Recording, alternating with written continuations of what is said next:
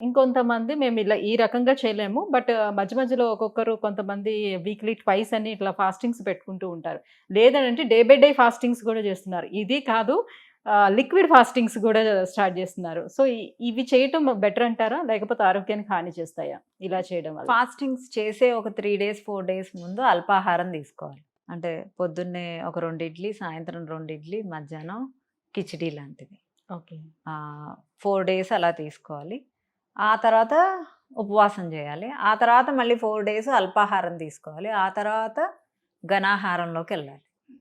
Okay. So, అల్పాహారము ముందు 4 రోజులు మనకి ఉపవాసం అయ్యాక నెక్స్ట్ డే అయితే ఓన్లీ ఇడ్లీతోనే బ్రేక్ చేయాలి. ఓకే. రైస్ కూడా తినకూడదు. లేకపోతే 3 పూట్ల 3 పూటలు 2 ఇడ్లీలు తింటూ ఆ నెక్స్ట్ డే ఇంకొంచెం అన్నంలోకి వెళ్ళాలి. ఆ నెక్స్ట్ డే కొంచెం కర్రీస్ అంటే మంచిగా పప్పు కాకుండా ఏం కర్రీస్ కావాలో అలా వెళ్ళాలి.